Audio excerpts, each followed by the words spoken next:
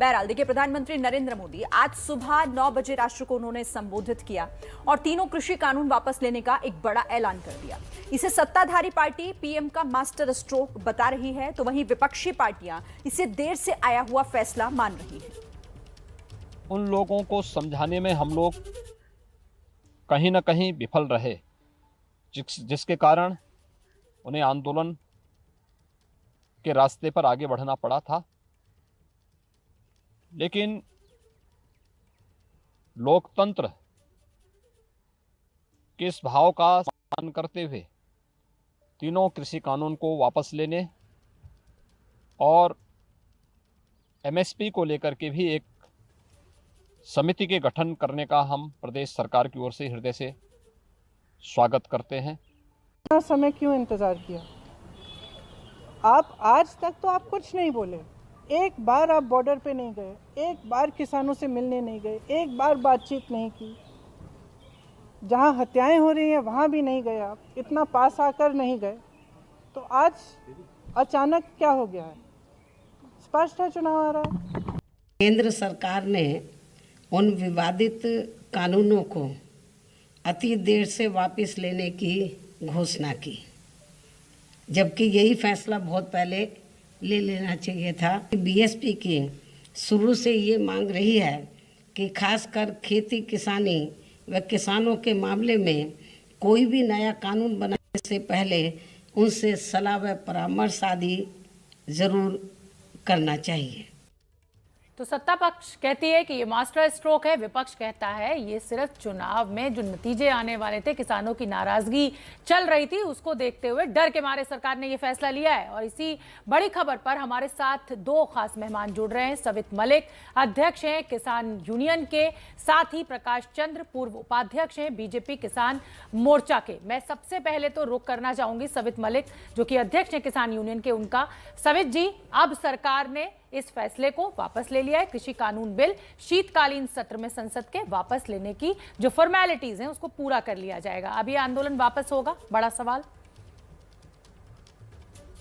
बिल्कुल आंदोलन तो वापस होगा, लेकिन जब तक ये कानून वापस नहीं होंगे संसद में, जब तक वापस नहीं हो। अरे प्रधानमंत्री जी खुद कह रहे हैं आके, मतलब प्रधानमंत्री जी के शब्दों की कोई अहमियत नहीं है भाई। संसद के सत्र में तो इस महीने के अंत में वो संसद सत्र शुरू होगा। आप कहिए ना एबीपी न्यूज पे बैठ के कि हाँ आज ही से ये आंदोलन वापस होगा और किसान लौटेंगे। नहीं, माननीय प्रधानमंत्री जी ने जितनी बातें आज तक कही हैं वो सत्य नहीं हुई है, वो सारी बातें झूठी हुई हैं। उन्होंने लोकसभा में कहा था, लोकसभा संसद हमारा एक मंदिर है, उसके अंदर कहा था एमएसपी थी, एमएसपी है, एमएसपी रहेगी, एमएसपी किसान को नहीं मिल रही है। तो हम ऐसे इनकी बातों पर विश्वास नहीं कर सकते हैं। इन्होंने जितने वादे किए हैं सारे आज तक झूठे हुए हैं। इन्होंने कहा था किसान की आय दुगनी कर देंगे, किसान की आय 38 से 40% माइनस में जा रही है। इन्होंने कहा था किसानों की आत्महत्याएं रोकेंगे। एनसीईआरटी का आंकड़ा है 2019-20 में 18% किसान की आत्महत्याएं बढ़ी है। इन्होंने कहा था गन्ने का भुगतान 14 दिन में कर देंगे। माननीय प्रधानमंत्री जी ने पश्चिमी यूपी में 22 रैलियों में कहा कि हम 14 दिन में गन्ने का भुगतान कर देंगे। अभी तक नहीं मिला है हमारा भुगतान, पिछला साल का भुगतान बाकी है, अगली मिलें शुरू हो गई है। तो अभी हमको विश्वास नहीं है जब तक कहा तो ये आपने भी था ना सवित जी, किसान संगठनों की तरफ से भी यही कहा गया था कि जब तक किसान कानूनों को, जिससे आप लगातार काला कानून कहते रहे, इन्हें वापस नहीं लिया जाएगा, इसको लेकर कोई ऐलान नहीं किया जाएगा, तब तक आप आंदोलन से नहीं उठेंगे। तो अब तो प्रधानमंत्री वो बात कह भी रहे हैं ना। और रही बात, उन्होंने ये भी कहा कि इसी महीने से उस प्रक्रिया की शुरुआत भी हो जाएगी। ठीक है, आप रहिए हमारे साथ। प्रकाश चंद्र भी मेरे साथ जुड़े हुए हैं, पूर्व उपाध्यक्ष हैं बीजेपी किसान मोर्चा के। प्रकाश चंद्र जी, लग रहा है किसान संगठनों को प्रधानमंत्री की बातों पर भी भरोसा नहीं रह गया है किसी भी सूरत में। आपने सुना सवित मलिक क्या कह रहे हैं, फिर अब आगे क्या? देखिए, जितना बड़ा पवित्र दिन, उतने बड़े पवित्र दिन से लिया गया उतना ही बड़ा फैसला। और प्रधानमंत्री के अगर राष्ट्र के उद्बोधन को हम सुने, उन्होंने जो कहा अपने पूरे उद्बोधन में, उन्होंने एक बैकग्राउंड बताया कि इसके पीछे क्या चीजें थी, सरकार ने क्या किया है। और छोटे किसान जो 80% किसान है देश के, जो जिनके पास 2 एकड़ से भी कम भूमि है और जो हमेशा प्रताड़ित रहते रहे हैं और जो कभी मुख्य धारा में नहीं आ पाए, उनके लिए लिया गया फैसला।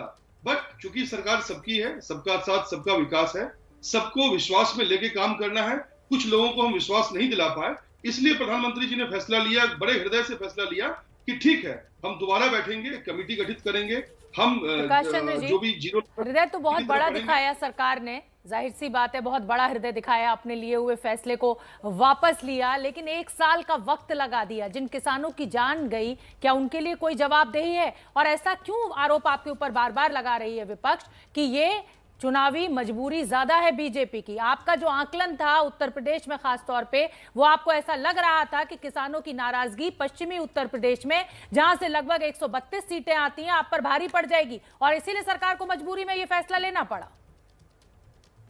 शोभना जी, देखने की बात है कि बैकग्राउंड क्या रहा है। किसान हमारे यहाँ हमेशा हाशिए में रहे हैं इंडिपेंडेंस की बात, और जो आज विपक्ष में बैठे हैं, कभी वो सत्ता में बैठे थे। उनके सत्ता में रहते हुए उन्होंने जितना काम नहीं किया, उतना इस सरकार ने काम माननीय मोदी जी ने पिछले 7 वर्षों के दौरान किया है। और वो डेटा कहता है, मैं डेटा की बात करता हूँ। भाई साहब बात कर रहे थे श्वेत जी एमएसपी की, ये बोल रहे हैं एमएसपी इनको 2014 में क्या मिलता था, आज क्या मिल रहा है। सरकार 2014 में कितना प्रोक्यूर कर रही थी, आज कितना कर रही है। 2 फसलों में हम प्रोक्यूरमेंट कर रहे थे, बाकी फसलों में हम नहीं कर पा रहे थे। राजस्थान और हरियाणा की सिर्फ बात करूं, आज हरियाणा में हमारी सरकार है, हम 9 से 10 फसलों को हम एमएसपी पे लेते हैं और राजस्थान सरकार सिर्फ 2 पे ले रही है। तो देखिए, कृषि बहुत जटिल विषय रहा है। मैं बात करूं डेटा की, 1950 में जब देश में जीडीपी में 50% कृषि का हिस्सा होता था, आज घट के वो 12% हो गया। तो इसके लिए जिम्मेदार कौन है? और ये बहुत जटिल और आप पुरानी सरकारों को जिम्मेदार ठहरा सकते हैं, लेकिन हकीकत ये भी है प्रकाश चंद्र जी कि किसान आपसे भी खुश नहीं है। हालांकि आने वाले चुनावों में पता चलेगा कि ऊंट किस करवट बैठा। तो बहुत बहुत धन्यवाद आप दोनों ही मेहमानों का हमसे इस सवाल जवाब को लेकर कि ये मोदी सरकार का मास्टर स्ट्रोक या फिर मजबूरी।